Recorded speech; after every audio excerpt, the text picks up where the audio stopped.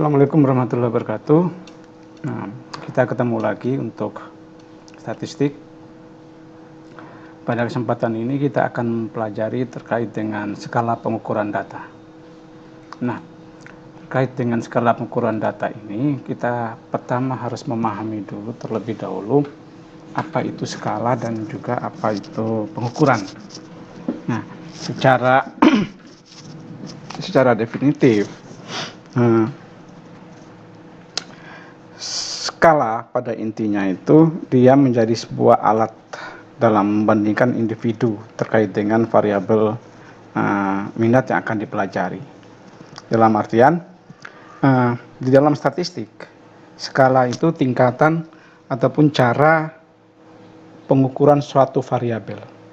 Tingkatan atau cara pengukuran suatu variabel, di mana variabel ini akan menunjukkan adanya hubungan dan juga makna angka atau nilai. Nah, itu yang akan kita gunakan dalam data. Jadi saya ulangi, di dalam statistik, skala itu adalah cara mengukur suatu variabel, di mana variabel itu menunjukkan adanya hubungan dan makna angka maupun nilai yang itu nanti digunakan dalam data.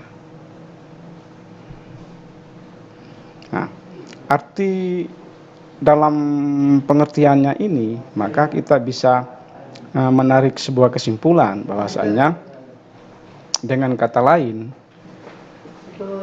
skala itu dia akan menentukan sejauh mana angka-angka pada data itu mempunyai arti, baik itu secara kuantitatif dan bisa dibandingkan dengan satu dan yang lainnya. Itu skala. Nah, sedangkan pengukuran ini nanti teman-teman baca sendiri, saya mau menjelaskannya saja. Nah, pengukuran di dalam statistik itu adalah proses bagaimana kita memberikan angka atau simbol pada sebuah objek penelitian. Sifatnya seperti apa, atau fenomena yang berdasarkan pada aturan-aturan tertentu. Nah, kenapa kita harus memberikan angka ataupun simbol pada objek, sifat, ataupun fenomena tadi? Karena tujuan daripada pengukuran adalah untuk menggambarkan karakteristik atau variabel yang sedang diteliti.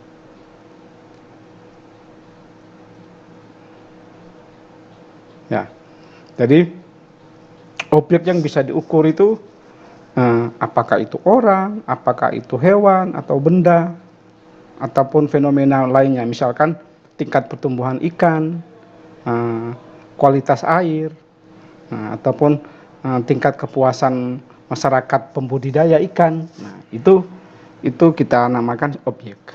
Sedangkan variabel itu sifat atau karakteristik yang kemudian yang melekat pada objek tersebut. Misalkan ikan itu secara warnanya seperti apa, panjangnya berapa, bobotnya berapa. Nah, itu variabel. Ya, itu yang yang kita namakan pengukuran. Kita namakan pengukuran. Nah, di dalam sebuah proses pengukuran data itu, di dalam statistik itu kita kenal ada dua konsep secara umum, yaitu pengukuran data secara konseptual dan juga pengukuran data secara operasional. Nah, kalau namanya konsep, itu dia hanya memberikan secara teoritis seperti apa, sedangkan operasional itu secara aksinya bagaimana, secara tindakan seperti apa. Nah, pengukuran data secara konseptual itu proses mendefinisikan makna, ya, proses mendefinisikan makna atau kita jabarkan makna atau definisi dari variabel itu secara teoritis. Dalam hal ini, bagaimana kita menjelaskan apa yang dimaksudkan dengan variabel tersebut menurut konsep ilmu teori ilmiah. Ya, tujuannya apa? Agar kita sebagai seorang peneliti itu memiliki punya pemahaman yang sama tentang makna dari variabel tersebut. Contoh, kualitas air dalam kolam atau dalam tambak. Secara konseptualnya itu kondisinya seperti apa, kondisi fisiknya. Kan kita bisa lihat airnya itu warna hijau atau biru atau apa, kita bisa lihat. Nah, kalau warna biru kualitas airnya seperti ini, suhunya berapa, DO-nya berapa, itu secara konsep itu kita bisa melihat dari warna yang muncul. Nah, kondisi fisikanya bagaimana, biologinya bagaimana, kimia airnya seperti apa, nah, yang dapat menunjang untuk pertumbuhan ikan secara optimal. Ya, itu secara konsep. Nah, secara opsional tadi saya sempat singgung bahwasanya secara operasional itu tindakan seperti apa. Nah, secara operasional skala pengukuran data ini adalah penjabaran daripada konsep yang kita konsep tadi sebelumnya ke dalam indikator, bentuk-bentuk indikator yang dapat kita ukur secara nyata dan empiris. Nah, dalam artian menjelaskan pengukuran data, skala pengukuran, proses pengukuran data secara operasional ini menjelaskan bahwasanya bagaimana variabel itu bisa diukurnya pakai apa, satuannya apa, hasil pengukurannya itu dalam bentuk satuan apa. Itu ya tujuannya agar variabel yang bersifat abstrak itu dapat kita ukur, kita uji dan juga kita analisis secara kuantitatif. Nah, contoh tadi saya contohkan apa? Kualitas air ya. Kualitas air berarti kalau suhu kita ukur suhunya, satuannya apa? Derajat Celcius. Ada pH air, ada oksigen terlarut, nilainya berapa? Satuannya miligram per liter. Begitupun yang selanjutnya. Nah, jadi dari kedua konsep proses pengukuran data ini kita dapat membandingkan. Dari sini kita dapat melihat bahwasanya secara konseptual fokusnya itu lebih kepada teoritis, variabel teoritis. Sedangkan secara pengukuran itu cara konkret untuk mengukur variabel. Kalau secara sifat, karena konsep ini hanya teoritis, maka sifatnya sifat teoritis, sedangkan secara operasional sifatnya itu secara empiris ataupun secara terukur. Kalau dari aspek fungsi, maka perbandingan keduanya juga terlihat jelas. Pada konseptual, dia itu apa itu kualitas air. Nah, sedangkan secara operasional bukan apa lagi, tetapi dia lebih kepada menjelaskan kepada bagaimana cara mengukurnya. Nah, itu yang terjadi pada secara konseptual proses pengukuran data, baik secara konsep maupun secara operasional.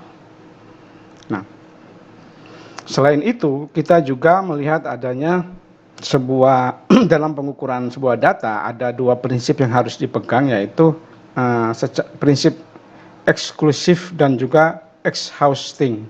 Ya, secara eksklusif dan juga exhausting. Nah, secara dalam prinsip eksklusif berarti setiap kategori dalam sebuah variabel yang akan kita teliti tidak boleh ditunggangi atau tidak boleh saling tumpah tindih atau overlapping. Ya. Nah, dalam artian tidak boleh lebih daripada satu variabel. Jadi dia tidak boleh tumpang tindih. Kenapa tidak boleh tumpang tindih atau overlap? Atau satu data hanya untuk satu kategori saja, tidak boleh satu kategori itu ada dua data. Ya. Jadi tujuannya apa? Tujuannya agar hasil pengukuran yang kita lakukan itu kita bisa mendapatkan secara jelas, tidak ambigu, dan juga tidak membingungkan saat kita mau melakukan proses kodifikasi data ataupun proses analisis data. Nah. Contoh, jenis kelamin. Ya, yang jelas kan jenis kelaminnya kan ada pasti dua. Ya, laki atau perempuan, tidak ada pilihan untuk transgender. Kan bingung transgender ini, dia laki atau perempuan. Kan begitu. Jadi satu variabel, satu data.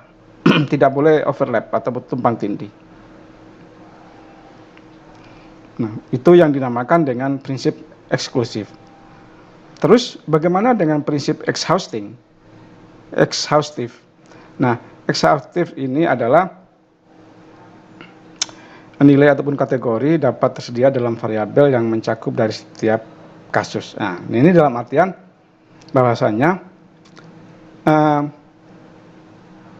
semua kemungkinan jawaban, ya, semua kemungkinan jawaban ataupun kategori yang harus terwakili, sehingga setiap responden itu dia memiliki pilihan yang sesuai dengan kemudian keadaannya.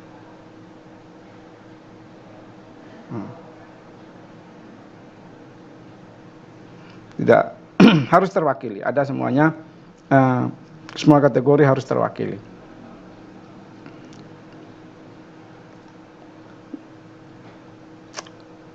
Tujuannya apa? Kemudian harus terwakili agar tidak boleh ada data yang terabaikan dari seluruh variasi populasi yang akan kita teliti, yang akan kita ukur.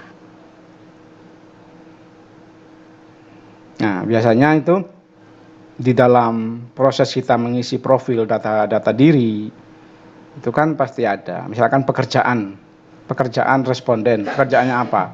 1 PNS, 2 petani, 3 wira swasta, 4 nelayan, 5 lainnya, sebutkan apa lainnya itu. Jadi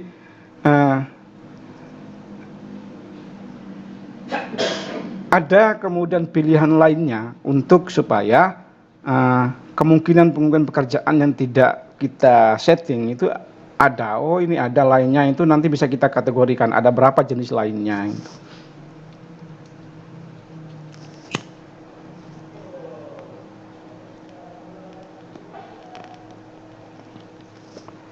Itu ya, itu secara prinsip pengukuran.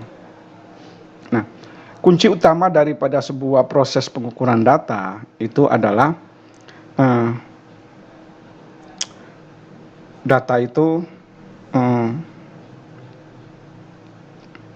dia harus kemudian berupa angka, harus sesuai dengan aturan statistika, aturan pengukuran secara statistik harus kita penuhi, dan juga penetapannya secara penetapan daripada hasil pengukuran juga sesuai dengan standar umum yang ada,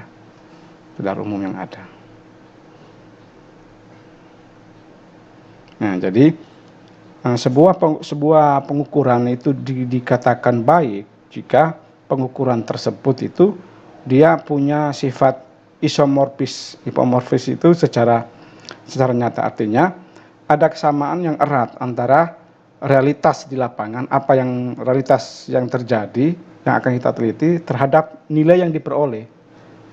Misalkan tingkat kepercayaan masyarakat terhadap pemerintah. Jangan sampai kemudian hasilnya kita tulis baik, tapi ternyata realitasnya itu banyak yang ngeluh, gak kesulitan, beras naik, minyak naik, segala macam, itu kan pasti hasilnya kontradiktif. Ngomongnya puas tapi kemudian kebutuhan hidupnya mahal, susah untuk menjangkau. Itu kan berarti kan kita tidak, pengukuran itu nilainya itu bukan isomorfis.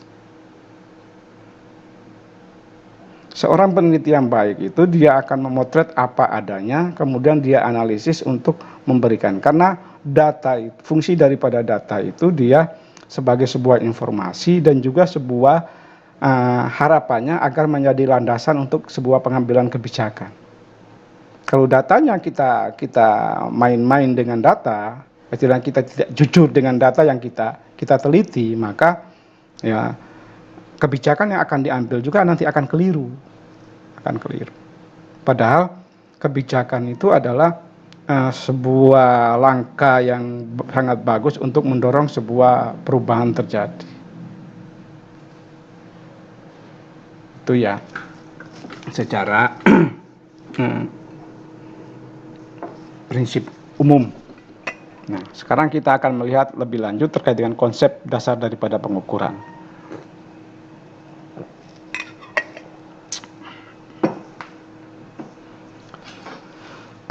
Ini nanti teman-teman bisa baca sendiri aja ya. Saya hanya menjelaskan aja. Nah, secara konsep dasar pengukuran kita lihat ada 3. Secara distrik dan kontinu, ada kuantitatif dan kualitatif, ada juga secara konstanta dan variabel. Nah, di dalam tujuan daripada sebuah pengukuran itu adalah kemudian mengubah konsep menjadi data kuantitatif agar kemudian dapat kita analisis. Nah, secara statistik proses analisisnya. Yang kedua adalah menilai perbedaan atau menilai hubungan antar variabel yang akan diteliti. Nah, yang ketiga adalah kemudian menjamin objektivitas dalam penelitian. Nah, menjamin objektivitas dalam penelitian dalam artian sudut pandang kita sebagai seorang peneliti itu tidak boleh objektif. Boleh objektif tapi tingkat objektifnya harus dibatasi. Jadi unsur subjektivitas itu kita kurangi seminimal mungkin. Lebih melihat secara objektif, secara keseluruhan seperti apa menurut pandangan orang-orang. Itu. Dan tujuan yang terakhir daripada sebuah proses pengukuran itu adalah meningkatkan validitas dan juga reliabilitas daripada data. Nah, di dalam proses pengukuran itu ada 4 komponen dasar utama dalam pengukuran. 5. Ada 5 komponen dasar dalam sebuah pengukuran. Yang pertama adalah objek yang akan kita ukur. Objek yang akan kita ukur. Apa yang ingin kita ketahui. Nah, itu yang pertama. Yang kedua adalah variabel. Nah, variabel ini berupa sifat ataupun karakteristik yang melekat pada objek tersebut. Yang ketiga adalah indikator. Nah, indikator ini berupa aspek yang dapat diamati dari variabel. Misalkan berat dapat kita ukur dengan timbangan. Kepuasan, aspek kepuasan dapat kita ukur dengan pendekatan kuesioner yang akan kita, itu namanya indikator. Yang keempat adalah alat ukur ataupun instrumen. Nah, dalam hal ini adalah sarana apa yang kita gunakan. Misalkan mengukur tadi berarti sarananya apa? Timbangan. Kepuasan, kuesioner tadi bisa. Dan yang terakhir, komponen dasar yang terakhir dari pengukuran adalah skala pengukuran. Skala pengukuran itu berupa tingkat kuantifikasi. Tingkat kuantifikasi. Di sana ada tingkat kuantifikasi daripada pengukuran itu secara keseluruhan itu ada 4. Ada nominal, ada ordinal, ada interval, ada rasio. Apa itu nominal, ordinal, interval, dan rasio? Nanti di slide selanjutnya kita akan mempelajari itu. Nah, di dalam skala pengukuran itu ada 4 komponen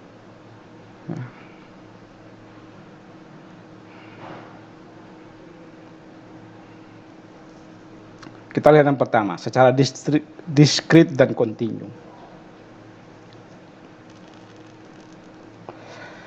Data dikatakan data distrik adalah kemudian data yang nilainya berupa bilangan bulat. Ya. Data distrik itu data yang nilainya berupa bilangan bulat dan tidak dapat dipecah menjadi pecahan ataupun desimal.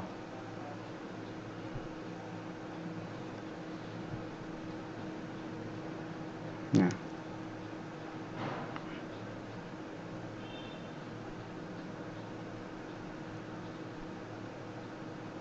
Itu nilai distrik.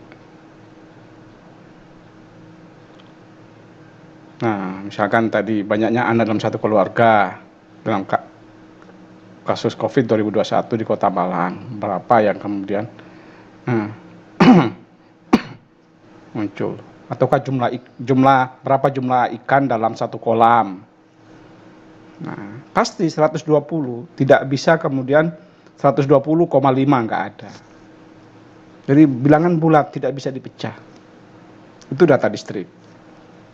Sedangkan data pengukuran kontinu atau data kontinu adalah data yang kemudian dapat memiliki nilai di antara dua angka.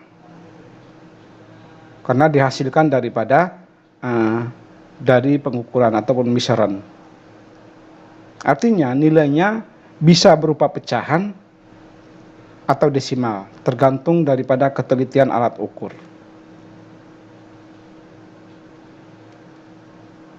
Nah, contoh berat ikan 250,3 gram bisa bernilai pecahan. Nah, ataukah suhu air 29,6 derajat Celcius. Nah, jadi bisa. Jadi secara keseluruhan kita dapat melihat bahwasanya perbandingan antara data diskrit dan kontinu kita bisa bagi dalam 5. Nah, diperhatikan, didengarkan ya. Yang pertama adalah aspek sumber data. Data daripada data distrik adalah hasil perhitungan atau counting. Sedangkan dari data kontinu adalah hasil pengukuran. Perbandingannya itu ya, yang pertama. Yang kedua secara nilai. Nilai daripada diskrit itulah bilangan bulat, sedangkan nilai daripada kontinu itu adalah bisa berupa bilangan desimal atau pecahan. Aspek ketiga dari perbandingannya adalah ketelitian.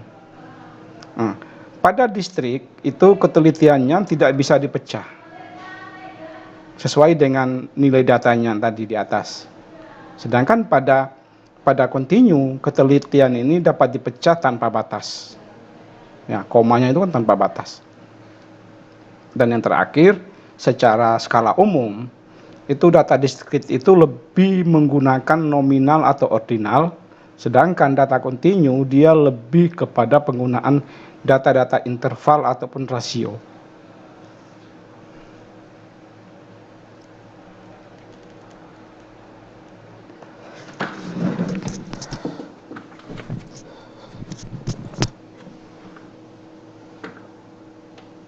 Nah, dalam konsep dasar pengukuran kedua ini, diskrit maupun kontinu ini penting untuk menunjukkan jenis skala pengukuran alat analisis yang tepat dan juga cara interpretasi daripada hasil pengukuran.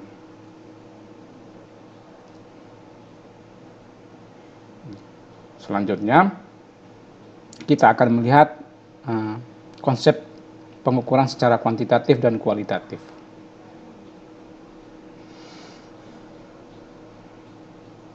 Nah, kualitatif artinya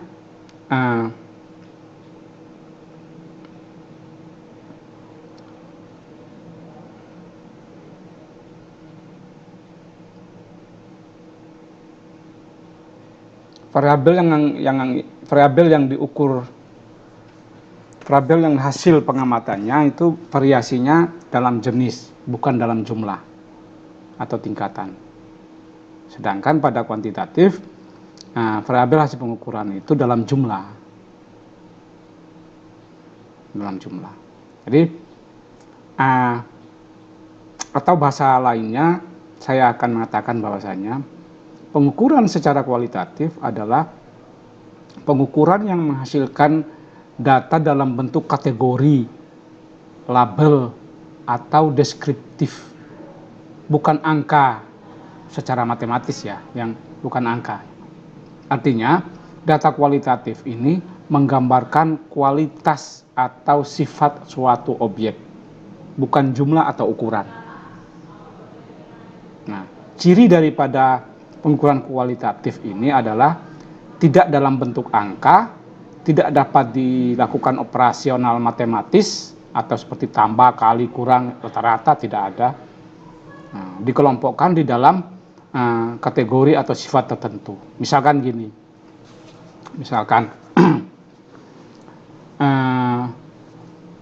jenis kelamin, maka nilainya adalah dalam bentuk kategori laki, perempuan. Jenis ikan, lele, nila, gurame, wader, dan lain sebagainya. Tingkat kepuasan, puas, netral, tidak puas. Jadi dia kualitas air, bagus, sedang, buruk. Jadi dia berupa kategori atau label.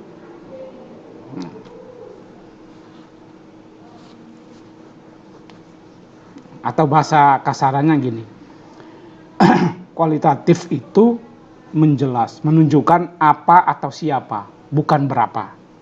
Ingat ya, kualitatif itu menjelaskan apa atau siapa, bukan untuk berapa. Itu. Nah, sedangkan berikutnya adalah secara kuantitatif. Kuantitatif adalah pengukuran yang menghasilkan data dalam bentuk angka yang memiliki makna matematis dan dapat diolah secara statistik. Nah, artinya data kuantitatif ini menggambarkan besarannya berapa, jumlahnya berapa, atau tingkat daripada suatu variabel. Nah, biasanya data-data kuantitatif itu mempunyai 3 ciri utama. Yang pertama, cirinya adalah berbentuk angka dengan satuan tertentu. Yang kedua adalah dapat dilakukan operasional matematika. Mau ditambah, mau dijumlah, mau di rata-rata, mau dibentuk analisis lanjutan seperti korelasi, bisa. Dan yang ketiga, ciri ketiga adalah pendekatannya adalah biasanya dengan skala interval maupun rasio. Kita lihat contoh, berat ikan, hasilnya misalkan 260 gram, itu bisa masuk dalam rasio. Misalkan suhu air satu kolam 29,3 derajat Celcius, nah bisa masuk dalam tingkat interval. Nah, jadi itu maksudnya secara sederhana atau secara kasaran,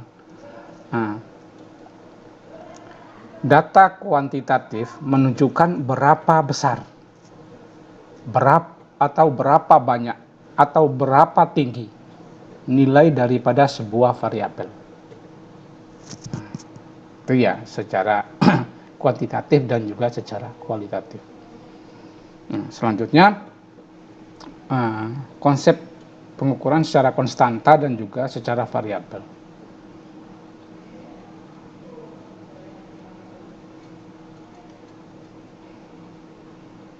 Sebelum kita masuk konstanta dan variabel, dari pengukuran kualitatif dan kuantitatif itu ada keterkaitan di antara keduanya. Karena kadang di dalam sebuah penelitian itu menggunakan keduanya. Ada yang hanya penelitian yang secara kuantitatif saja, ada yang kemudian secara kuantitatif saja atau kualitatif saja, atau kan ada juga yang kemudian dilakukan secara kemudian dimix, digabung kuantitatif dan juga kualitatif maupun kualitatif. Nah, di dalam hal ini terdapat keterkaitan antara keduanya. Ya, jadi bisa digabung dengan itu, digabung dengan penggunaannya. Kalau digabung dalam keduanya, maka keduanya akan saling melengkapi. Secara kuantitatif kita ketemu dasarannya, secara kualitatif kita bisa menggambarkan makna daripada besaran itu terhadap pengaruhnya terhadap kemudian objek secara keseluruhan. Itu. Dan yang terakhir tadi, kita akan melihat secara konstanta dan juga secara variabel. Nah, di dalam statistik, konstanta adalah kemudian karakteristik ataupun atribut yang nilainya tetap dan tidak berubah. Namanya konstan ya, konstanta. Jadi tetap karakteristik ya atau atribut yang nilainya itu tetap dan tidak berubah dari satu objek ke objek lainnya dalam sebuah penelitian. Atau dengan kata lain dapat kita sebutkan bahwasanya konstanta itu dia tidak bervariasi.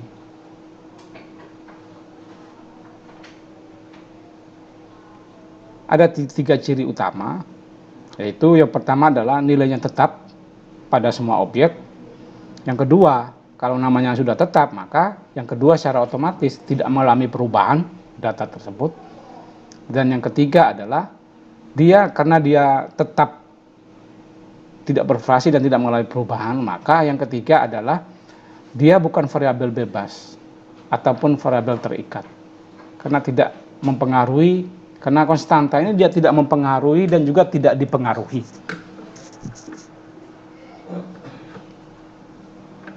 Misalkan gini, kita mau melakukan penelitian tentang pertumbuhan daripada ikan nila.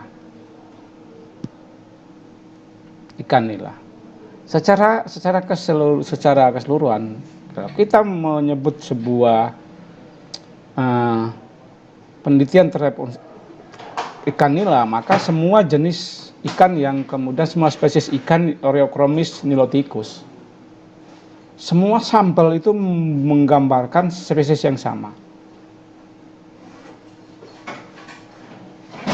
Ataukah dalam penelitian sosial, wilayah penelitian berada pada Kabupaten Malang misalkan, maka semua lokasinya tetap untuk semua responden harus berada dalam kabupaten itu, tidak boleh yang lain. Dalam hal ini dapat kita katakan bahwa secara konstanta, konstanta itu adalah semua faktor yang dikendalikan atau kita jaga agar tidak mempengaruhi hasil daripada sebuah penelitian. Berikutnya adalah variabel.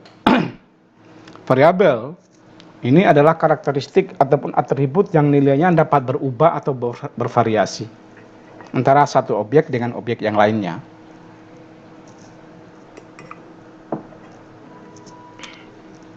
Nah, atau waktu ke waktu. Nah, variabel inilah yang merupakan fokus utama dalam pengukuran dan juga analisis daripada statistik. Ciri utama dari variabel ini adalah dapat berubah-ubah, dapat diukur secara kuantitatif maupun secara kualitatif, dan dapat menjadi penyebab atau akibat dalam hubungan penelitian. Artinya, variabel ini dia bisa menjadi variabel bebas ataupun variabel terikat.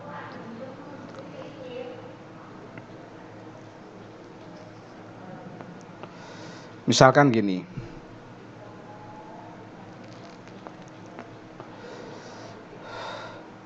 jenis pakan ikan. Jenis pakan ikan ini dia masuk dalam faktor variabel bebas atau variabel independen. Karena jenis pakan ini dia akan merupakan faktor yang mempengaruhi pertumbuhan ikan. Sebaliknya, berat dan panjang ikan itu adalah variabel terikat atau variabel dependen. Kenapa demikian? Karena berat maupun panjang akan tercapai apabila karena nilai-nilai ya, berapa berat nilai daripada berat maupun panjang. Jadi berapa berat dan berapa panjangnya itu sebuah ikan itu dipengaruhi oleh jenis pakan yang kita berikan. Nah, jadi sehingga berat ikan itu masuk dalam kategori variabel terikat, sedangkan jenis pakannya itu masuk dalam variabel bebas atau independen.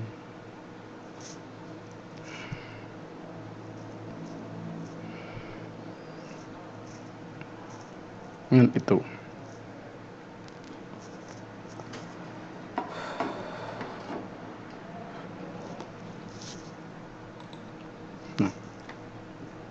Berikutnya kita akan melihat dengan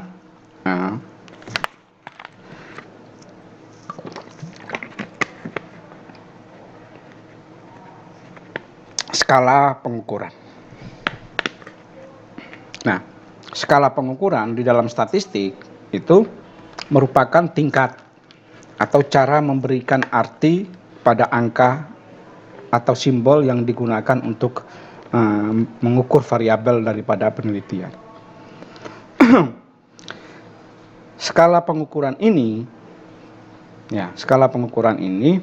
dia menunjukkan bahwa berapa jauh angka tersebut mewakili makna dari data. Atau yang kedua, jenis analisis statistik apa yang boleh kita lakukan terhadap data yang kita peroleh. Nah, menurut Stephen 1946, skala pengukuran itu terbagi dalam 4 skala utama, yaitu ada nominal, ada ordinal, ada interval, dan juga ada rasio. Ya, seperti yang di slide yang bisa dilihat. Nah,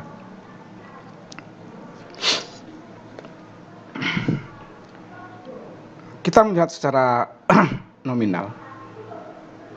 Skala nominal ini biasanya digunakan untuk mengelompokkan data berdasarkan kategori ataupun label tanpa memperhatikan urutan atau besarnya perbedaan antar kategori. Cirinya yang pertama adalah dia hanya menunjukkan perbedaan jenis, bukan perbedaan tingkat. Ya, hanya menunjukkan perbedaan jenis, bukan perbedaan tingkat. Yang kedua, angkanya hanya sebagai sebuah kode. Ya, angkanya hanya sebuah kode.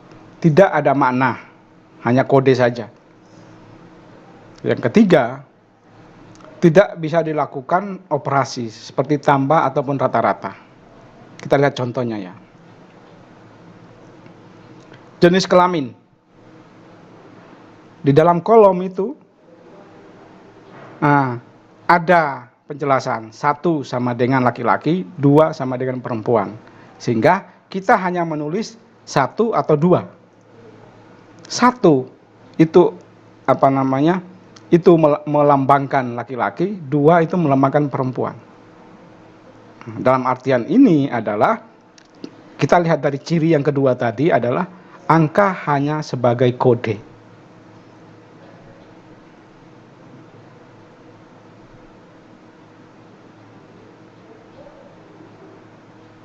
Nah, itu ya secara nominal. Nah, secara ordinal.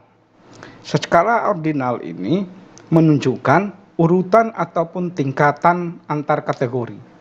Tetapi jarak antar tingkat atau antar kategori tidak harus sama. Ada 2 ciri utama. Nah, yang pertama adalah adanya tingkatan atau ranking, tapi tidak tahu seberapa jauh perbedaan antar ranking itu. Yang kedua, data biasanya berupa skala penilaian atau berupa skala persepsi, persepsi. Ciri utamanya itu ya. Ada tingkatan, Yang kedua ada persepsi, berupa penilaian persepsi. Kita contoh,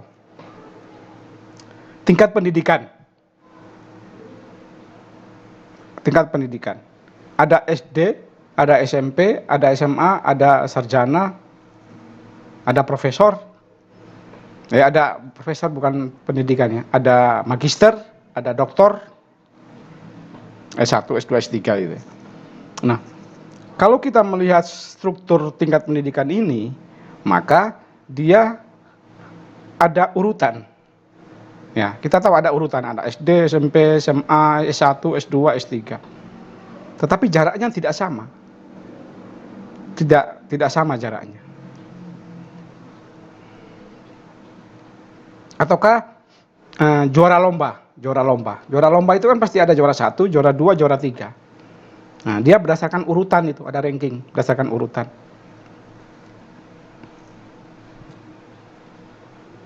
Ataukah tingkat kepuasan. 1 tidak puas, 2 cukup puas, 3 puas, 4 sangat puas. Dia berurutan, tetapi kemudian jaraknya kemudian tidak pasti. Jarak antar urutan tidak. Itu pada skala ordinal. Nah, berikutnya kita akan melihat secara skala interval. Interval ini dia menunjukkan urutan dan juga jarak antar nilai yang sama besar. Ya. Menunjukkan urutan dan jarak antar nilai yang sama besar, tetapi tidak memiliki nol mutlak. Jadi nol itu tidak berarti bahwanya tidak ada. Ya. Jadi cirinya adalah punya jarak yang sama antar satuan. Ya, punya jarak yang sama antar satuan. Nolnya adalah bukan absolut, tetapi nolnya adalah nol relatif. Bisa dilakukan operasional matematis, artinya bisa dilakukan tambah kurang, itu bisa dilakukan. Nah, kita ambil contoh, suhu air, misalkan suhu air, hasil nilainya adalah rentang dari 0 sampai dengan 40. Ya, 0 derajat Celcius sampai dengan 40 derajat Celcius. 0 derajat Celcius bukan berarti tidak ada suhu ya, ada nilai suhunya. Suhunya nilainya 0. Karena suhu itu bisa sampai minus. Nah, 0, karena 0 itu relatif, tidak.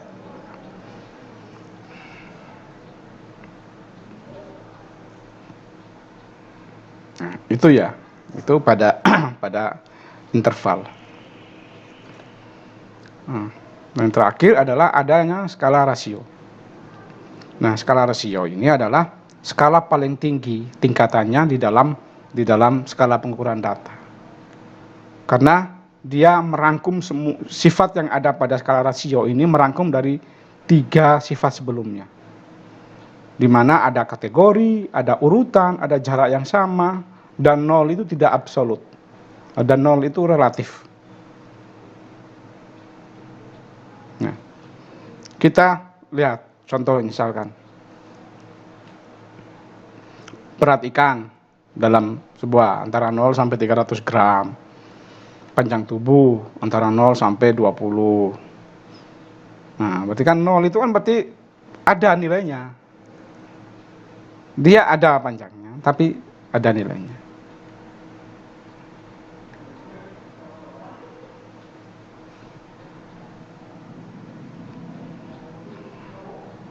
Atau kemudian dalam bahasa sederhana, ya saya ulangi, dalam bahasa yang sangat sederhana sekali, nominal itu membedakan kategori. Ya, diperhatikan. Nominal itu membedakan kategori. Ordinal itu mengurutkan kategori. Interval memberi urutan dan jarak yang sama dari sebuah kategori. Sedangkan rasio memberi urutan, jarak sama, dan 0 itu mutlak. Dan 0 itu mutlak. Jadi ada tingkatannya itu. Saya ulangi, nominal membedakan kategori, ordinal mengurutkan kategori, interval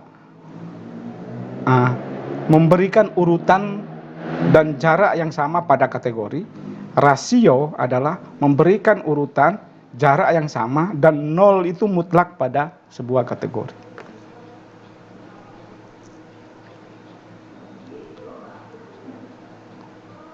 Tuh. Nah, ini penjelasannya secara umum tadi sudah kita singgung, kita bahas. Nah,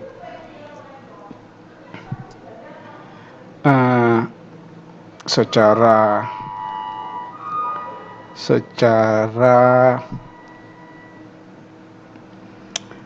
umum untuk ringkasan ini bisa teman-teman baca sendiri di skala nominal, ordinal, interval, rasio, contohnya seperti apa, levelnya bagaimana. Tuh. Selanjutnya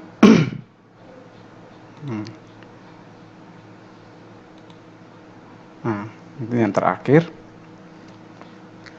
Kalau dalam angket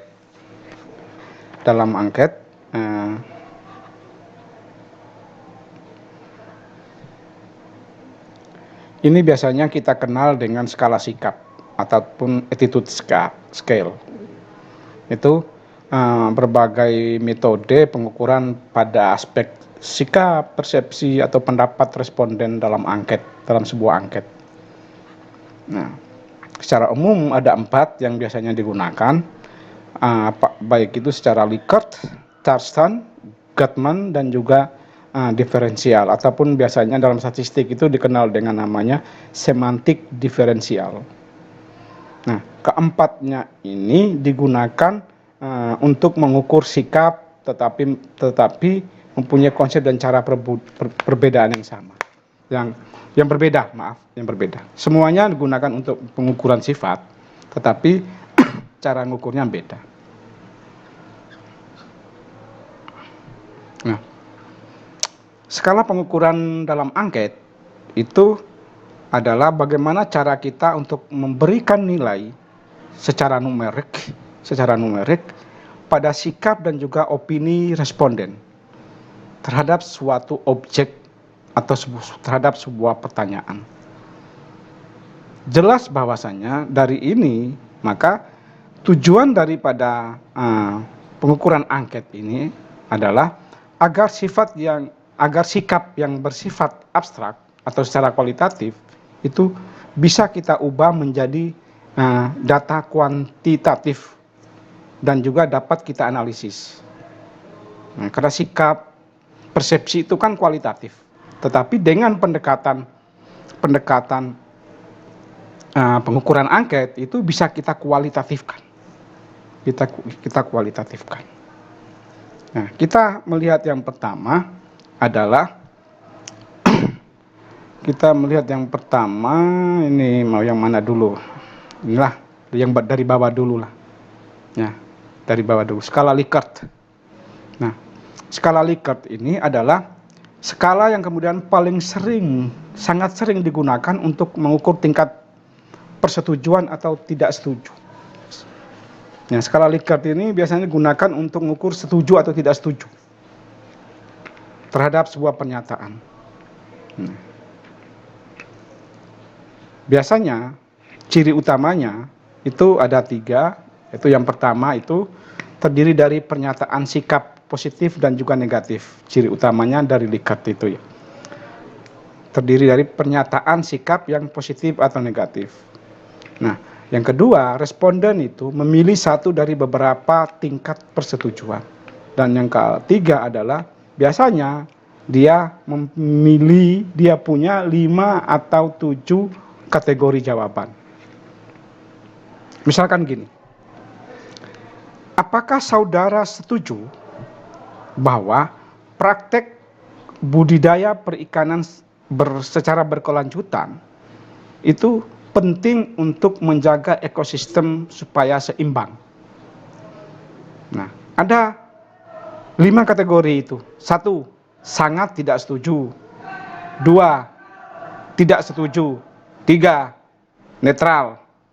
4, setuju. 5, sangat setuju. Nah, pilih menurut saudara seperti apa? Ada 5 tingkatan. Nah, secara pengukuran, secara teoritis itu dia adalah masuk dalam ordinal, tetapi secara praktis atau analisis statistik dia masuk dalam kelas interval karena dianggap sama. Karena jaraknya dianggap sama.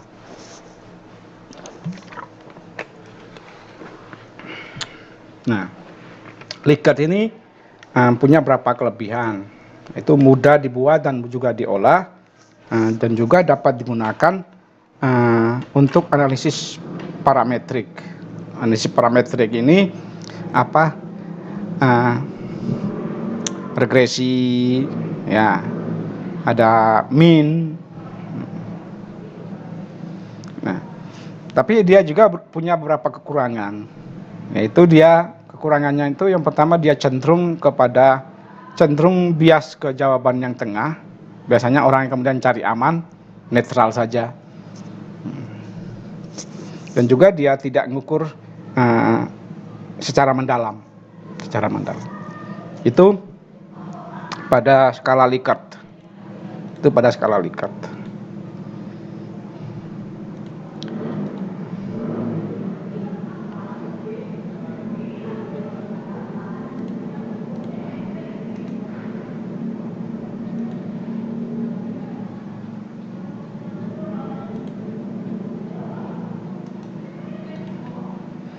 Berikutnya adalah kita akan melihat skala yang kedua adalah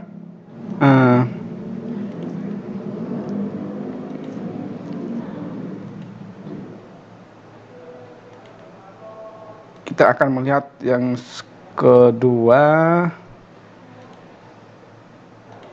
adalah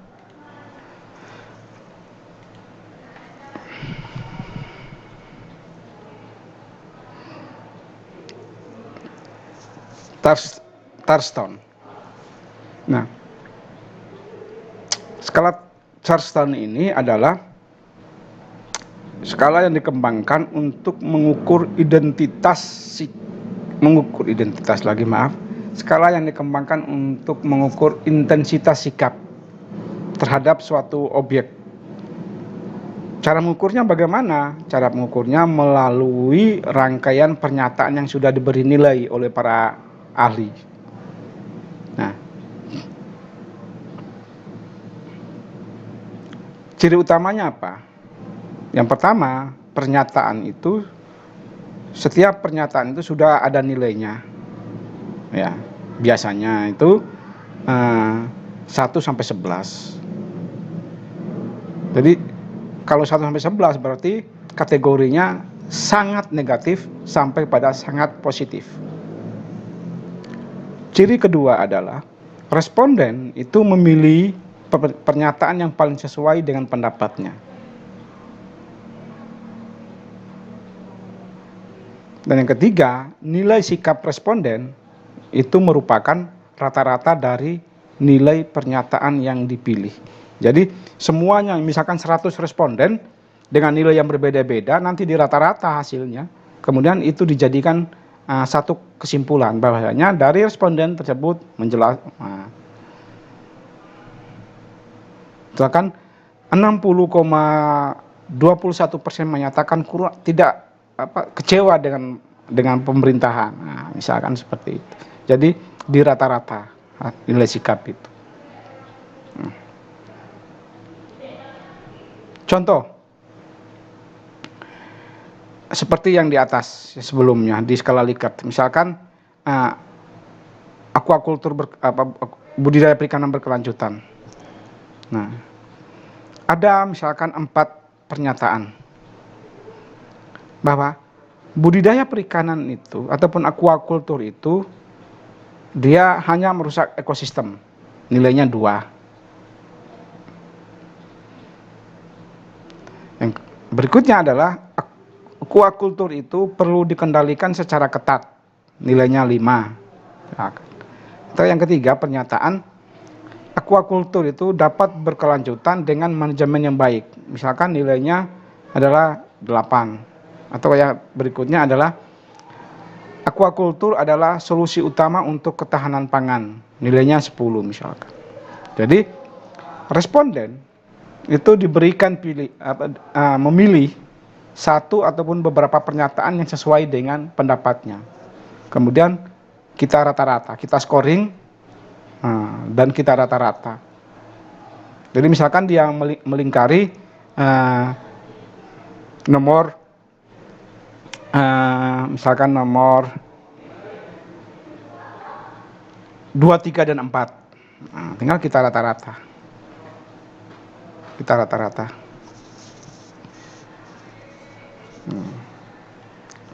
Keunggulan daripada Churchtown ini adalah skor intervalnya itu lebih valid dan juga lebih presisi dalam intensitas sikap yang akan diukur. Tetapi juga ada kelemahan, yaitu kemudian prosesnya membuat itu lebih rumit. Perlu panel ahli untuk kita merumuskan nilai yang muncul. Yang kedua adalah tidak efisien kalau untuk populasi yang besar. Selanjutnya kita akan melihat skala Guttman. Nah, pada skala Guttman ini biasanya digunakan untuk mengukur sikap atau pendapat yang bersifat bertingkat atau bersifat hierarki. Ya, Guttman itu untuk mengukur pendapat atau sikap secara bertingkat atau hierarki. Ya.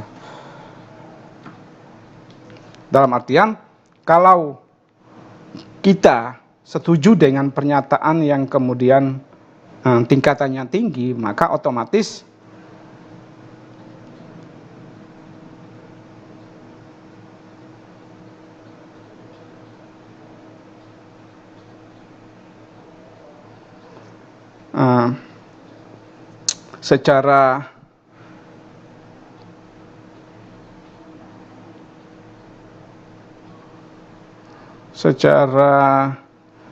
secara umum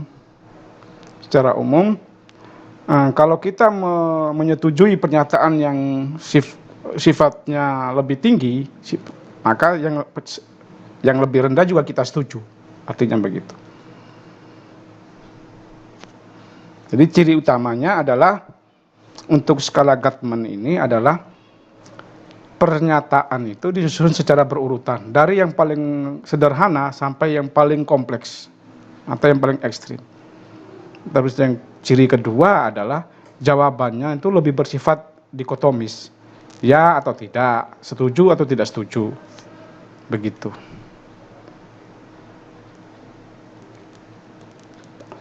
Misalkan, apakah saudara tahu apa itu aquaculture berkelanjutan? Ya, tidak.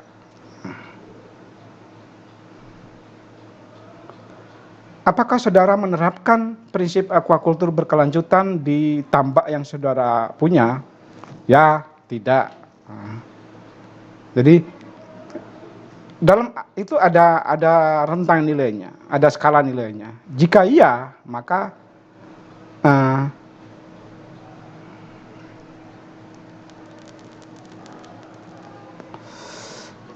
ataukah yang terakhir, apakah saudara bersedia membayar lebih untuk produk aquaculture berkelanjutan? Dalam artian, apakah saudara mau membeli hasil produksi daripada budidaya berkelanjutan? Ya, tidak. Kalau iya, maka pernyataan sebelumnya itu juga kita setuju. Nah, maksudnya begitu. Jadi menambah konsistensi daripada sebuah pernyataan. Nah, kelebihannya daripada Guttman ini adalah dia menunjukkan kelogisan urutan sebuah sikap, sebuah tingkatan sifat. Apa sikap? Ya. Kelogisan daripada urutan tingkatan sikap. Yang kedua adalah mudah dianalisis dengan skor kumulatif. Nah, kekurangannya dia kurang cocok kalau untuk topik yang sikapnya kompleks. Nah, dan yang terakhir, kita melihat tentang skala diferensial. Nah, diferensial ini biasanya digunakan untuk mengukur makna ataupun citra sebuah objek dalam pikiran responden melalui pasangan kata sifat yang berlawanan. Biasanya digunakan untuk mengukur konotasi emosional terhadap sebuah objek. Nah, cirinya ini ada dua kata sifat yang berlawanan. Misalkan baik, buruk, kuat, lemah, bersih, kotor. Nah, misalkan seperti itu. Dari pengukuran emosi.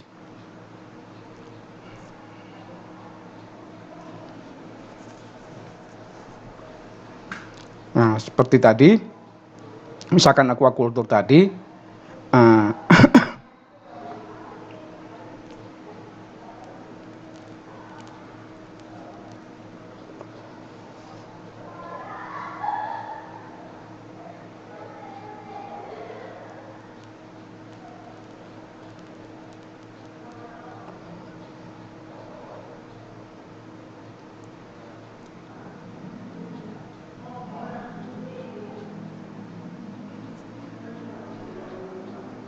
dia akan menampilkan dua. Aquaculture itu bermanfaat, yang kedua merugikan. Jadi kita akan memilih skalanya berapa. Nah, di sana biasanya di tabel disediakan seperti itu. Kelebihan daripada diferensial ini adalah dia mengukur persepsi secara lebih mendalam. Hasilnya itu agak lebih banyak, lebih kaya untuk kemudian kita analisis sikapnya. Nah, kekurangan adalah kita perlu over ekstra memberikan penjelasan yang lebih baik supaya responden itu tidak salah menafsirkan kata sifat yang akan dia pilih nantinya. Dan juga analisisnya akan lebih kompleks. Analisisnya lebih kompleks.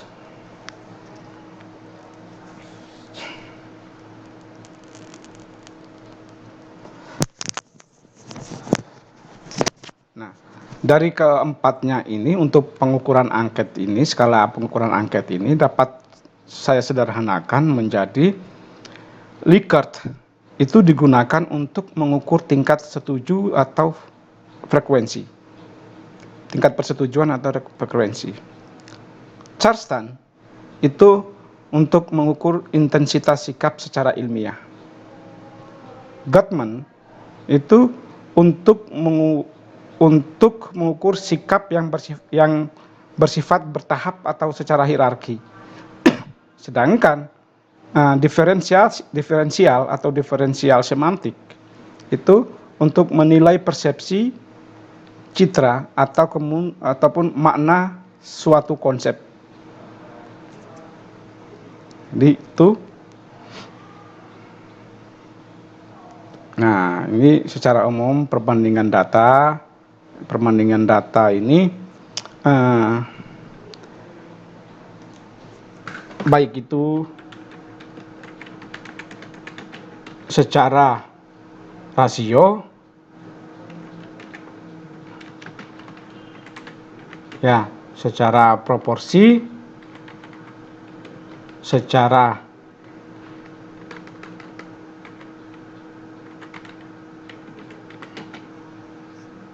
persentase,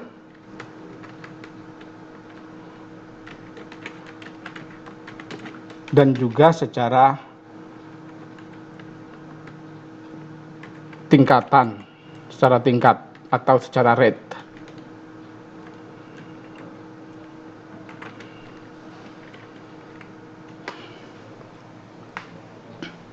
Nah, dalam membandingkan sesuatu biasanya dilakukan dengan pembagian atau pengurangan, tidak terkecuali juga dalam membandingkan sebuah data. Dalam hal ini data pengurangan bisa menghasilkan angka yang absolut dengan menunjukkan perbedaan dari dua angka. Nah, dalam hal ini keempat-empatnya ini ya, rasio, proporsi, persentase maupun tingkat ataupun rate, ini kesemuanya itu adalah menggambarkan hubungan antara dua besaran atau lebih. Nah, tujuannya adalah untuk lebih mudah dipahami, dibandingkan, dan juga diinterpretasikan. Rasio ini perbandingan antara dua besaran yang berbeda jenis dan juga atau berbeda kelompok. Ciri utamanya itu dia tidak harus dalam total yang sama, dia menunjukkan berapa banyak satu nilai dibandingkan nilai yang lainnya, dan juga tidak selalu dinyatakan dalam persen. Nah, biasanya bentuknya itu adalah A berbanding B. A berbanding B. Misalkan, rasio produksi ikan lele terhadap ikan nila. Misalkan, lele terhadap nila. Misalkan, 500 ton berbanding 500 ton. 1 ton berbanding 0,75 ton. Nah, misalkan. Jadi itu itu rasio. Sedangkan proporsi adalah perbandingan antara bagian dengan keseluruhan. Nah, antara bagian dengan keseluruhan. Proporsi adalah bagian dibandingkan dengan keseluruhan. Contohnya begini.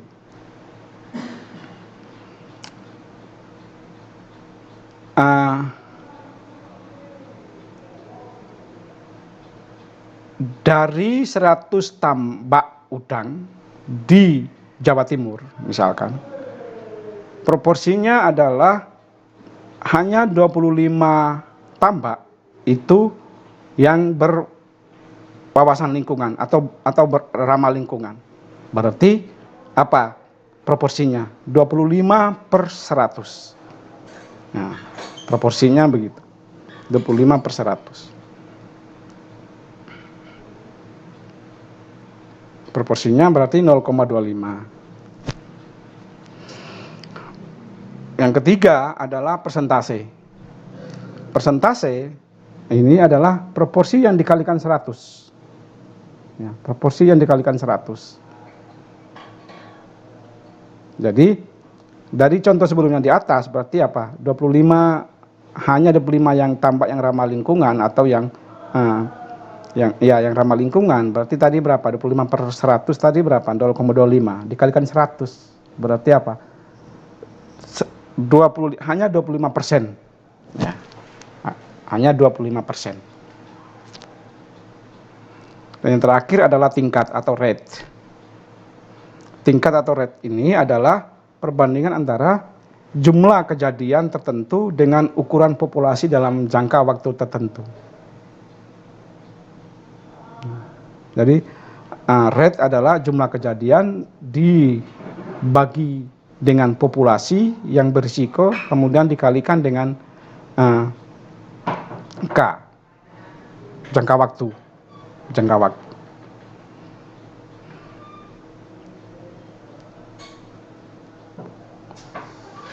Misalkan begini,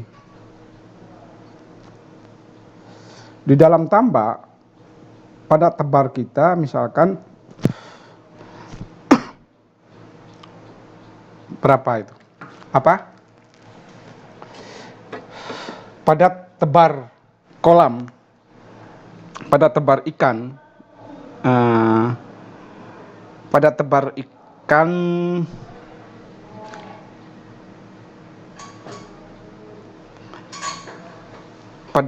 ikan itu misalkan 15 ekor per meter persegi. Jadi misalkan kalau kolam kita 2000 meter persegi dikalikan dengan 15 berarti berapa? 30.000 ya. 30.000. dari 30.000 itu tingkat kematiannya adalah 250 ekor. Nah, berarti 250 kita bagi dengan 30.000. Nah, kemudian kita kalikan dengan 100, berarti tingkat kematiannya adalah 0,83%. Nah, jadi dia menunjukkan frekuensi ataupun intensitas kejadian dalam sebuah populasi dalam waktu tertentu ya. Itu terkait dengan perbandingan data dari rasio, proporsi, persentase maupun juga rate ataupun tingkat. Nah, secara sederhana untuk menutup pertemuan kita, secara sederhana rasio itu membandingkan dua besaran berbeda, proporsi itu menunjukkan bagian dari total, persentase adalah proporsi dalam bentuk persen, sedangkan rate menunjukkan frekuensi kejadian terhadap populasi dalam waktu tertentu. Itu perbedaan dari 4 model perbandingan data yang muncul. Oke, itu nanti mohon dibaca dan dipelajari lebih lanjut. Terima kasih. Kita ketemu lagi di lain kesempatan. Billahi taufiq wal hidayah. Wassalamualaikum warahmatullahi wabarakatuh.